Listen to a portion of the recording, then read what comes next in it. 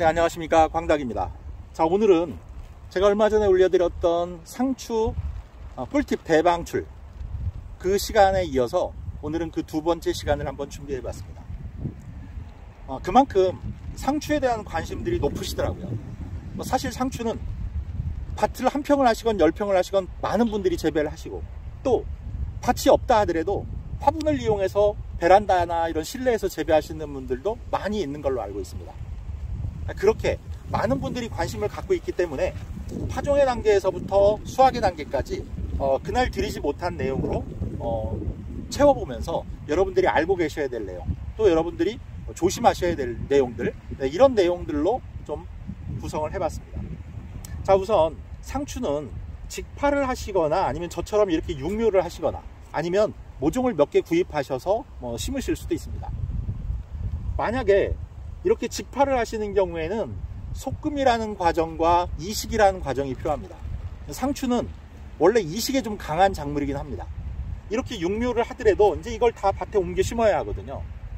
하지만 이렇게 육묘를 하는 게 더 좋은 점은 있습니다. 왜냐하면 지금은 아직은 좀 일러서 이렇게 하우스로 터널을 만들어서 직파를 하더라도 싹이 잘 안 나옵니다. 지금 여기 제가 같은 날 파종을 했는데 여기는 몇 개 나오질 않았어요.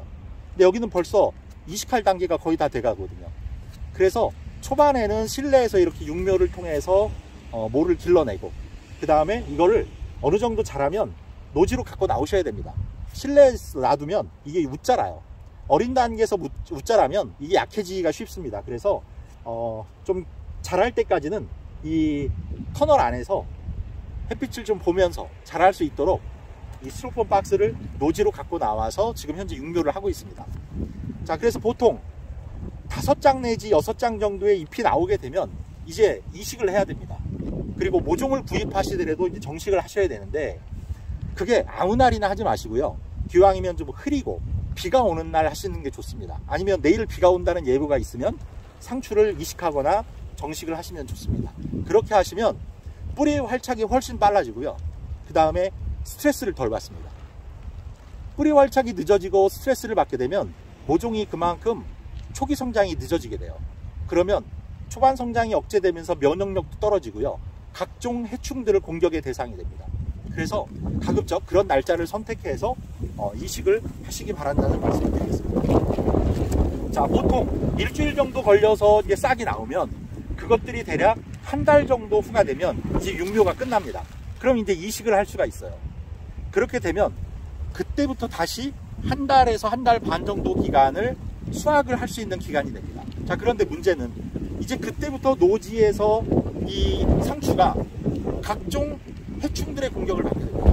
상추에 무슨 해충이 있느냐? 그렇지 않습니다. 우리가 몰라서 그렇지 이 상추에는 아주 작은 해충들부터 달팽이 같은 큰 벌레까지 다양한 벌레들이 공격을 가합니다.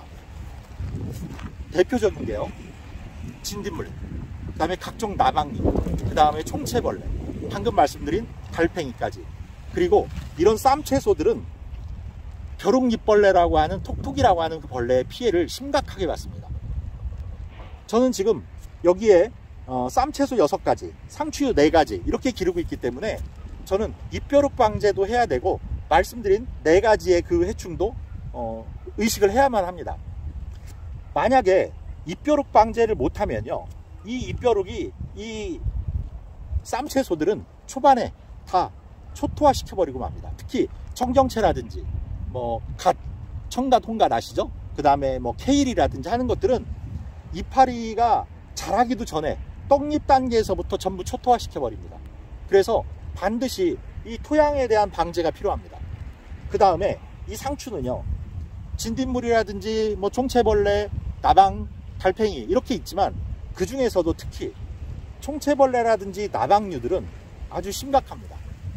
총채벌레 같은 경우에는 대량으로 상추를 재배하시는 분들에게 아주 골칫거리입니다. 주로 성장점을 위해를 가합니다. 그래서 초반에는요, 잎에 하얀 반점이 생깁니다.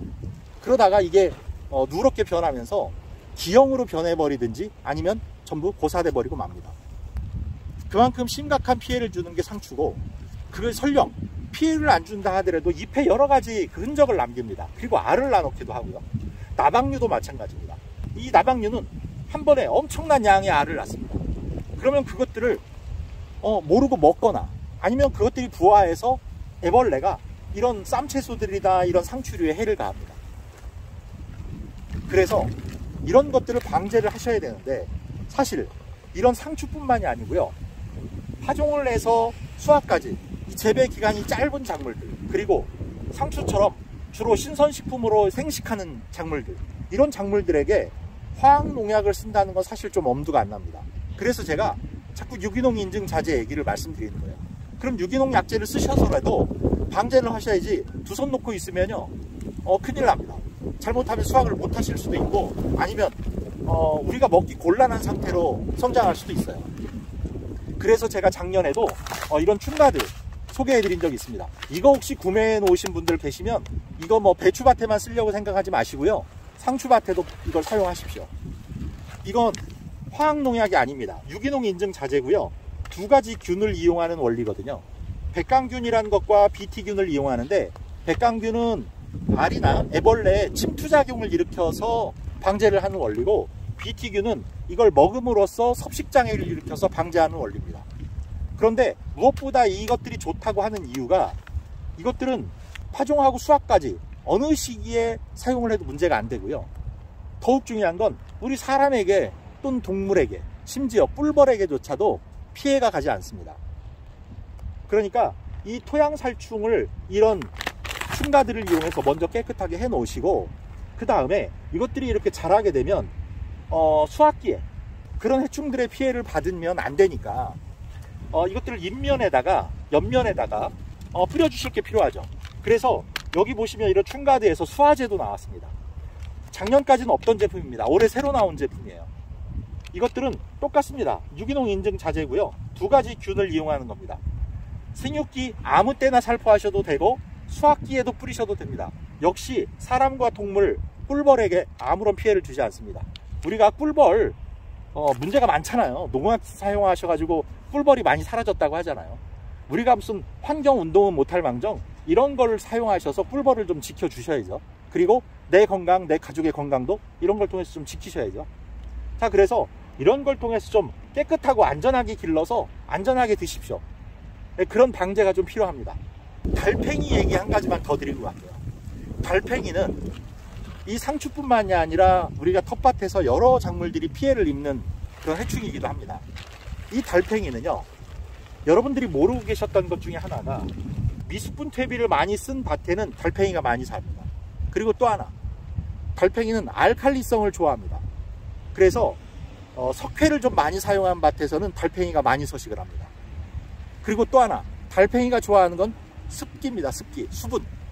그래서 물을 주실 때도요, 초저녁이나 늦은 오후에 물을 주시면 달팽이가 밤새 활동을 합니다.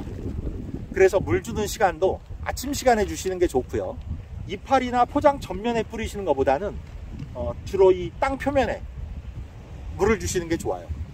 그래서 가급적이면 포장 자체가 너무 습하지 않게 유지되도록 그렇게 해주시는 게 좋습니다. 그렇다고 해서 물을 너무 자주 안 주시면요, 또 반대로 진딧물이 꼬입니다.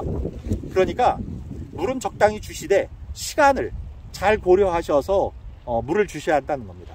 이 상추 해충 피해 간과하시면 절대로 안 됩니다.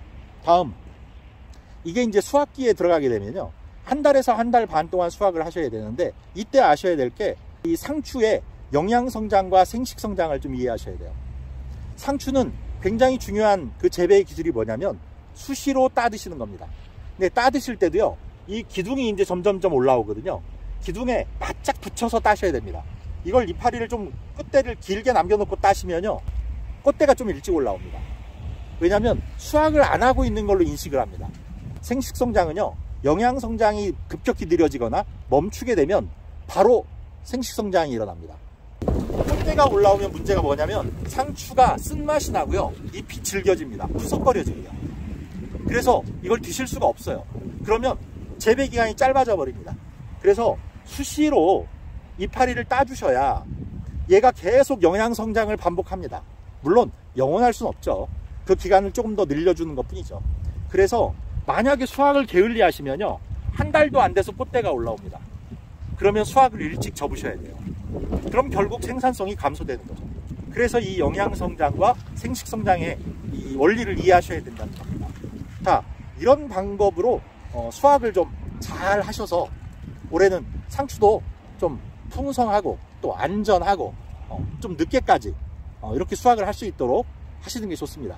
상추는 6월 말 정도까지 재배를 하면 더워지면 이제 좀 힘들어집니다. 물론 요즘 여름 상추가 나오긴 합니다만 봄에 심은 상추는 어차피 그 시기가 되면 다 또 녹아서 없어질 수도 있어요. 장마가 시작되면. 그러니까 그때까지만이라도 최대한 수확기를 좀 늘리셔서 풍성하고 안전하게 수확하시길 바랍니다.